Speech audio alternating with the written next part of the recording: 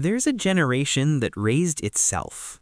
They were the kids who came home to empty houses, made their own dinners, and figured out life without a manual.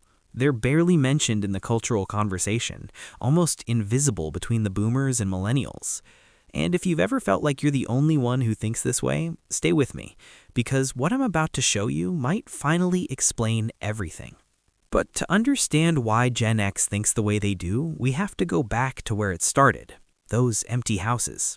Research published in PubMed found that latchkey children developed both independence and loneliness. A 2004 study called Gen X, and I quote, one of the least parented, least nurtured generations in U.S. history. Think about what that means. They learned early. If something breaks, fix it yourself. If you're hungry, figure it out. If you're scared, don't show it. This wasn't neglect to them, it was normal. They wore house keys on strings around their necks. They heated up TV dinners in quiet kitchens. They watched the clock, knowing no one was coming home for hours. And in that silence, they learned something most people never do: how to be alone without being afraid. And it shaped everything that came after. And it made them something most people don't understand. But this independence came with a psychological adaptation that researchers didn't expect. Psychologist Julie Norham at Wellesley College has studied this for decades. She calls it defensive pessimism, and her research shows it's actually an adaptive strategy. Here's how it works. Gen X doesn't expect the worst because they're negative. They expect it because they've learned to prepare. When you grow up watching economic crashes, job losses, and broken promises, you stop being surprised by disappointment. You start planning for it. And here's the thing most people miss.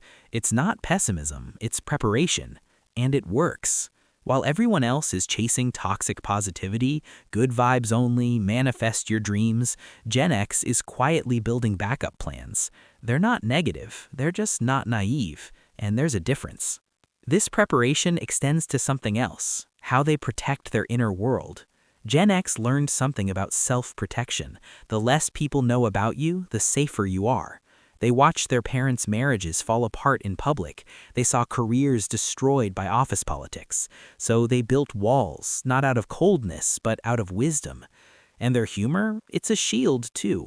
Sarcasm and irony became their native language. If you can laugh at something, it can't hurt you as much. They grew up doing duck and cover drills in school, learning that the world could end at any moment. So they learned to joke about everything, because if you can make it funny, you can survive it. Here's what most people don't realize. While everyone else is draining their battery performing for likes, Gen X recharges in silence. And if you're watching this, you probably get it. Welcome to your people. But here's where it gets interesting. This same generation that protects itself so carefully, they're some of the hardest workers you'll ever meet. Gen X doesn't talk about their work ethic, they just show up. A study of nearly 2,000 workers across 3 generations found that Gen X scores higher on self-control and delayed gratification than both millennials and Gen Z. They're not interested in being the most popular person in the room, they're focused on being the most valuable. They're fiercely loyal, not to companies, but to their own competence. And here's something nobody talks about. Look at who built the modern world. Jeff Bezos, born 1964. Elon Musk, 1971. Larry Page, 1973. They didn't post motivational quotes. They didn't need external validation. They just showed up, did the work, and let the results speak. That's Gen X energy, and it's why they're quietly running half the companies everyone else works for. This work ethic comes with a paradox that confuses everyone around them. Gen X craves independence, but they're also deeply loyal. They won't ask for recognition, but they notice everything. They'll say they don't need anyone, then show up without drama when you need them most. This isn't hypocrisy, it's efficiency. They've learned that actions speak louder than words, that showing up matters more than announcing you will. And here's what people get wrong about them. They won't ask for help, but they'll drive 3 hours to help you move. That's not cold, that's loyalty without the performance. They remember every favor, they pay back every debt. They just don't announce it on social media, because to Gen X, real loyalty doesn't need an audience. This self-reliance runs even deeper. It's connected to something they learned in those empty houses. Gen X became the generation that researches everything before asking anyone.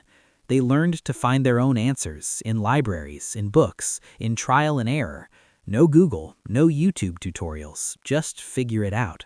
They spent hours in libraries, flipping through card catalogs, hunting through encyclopedia volumes.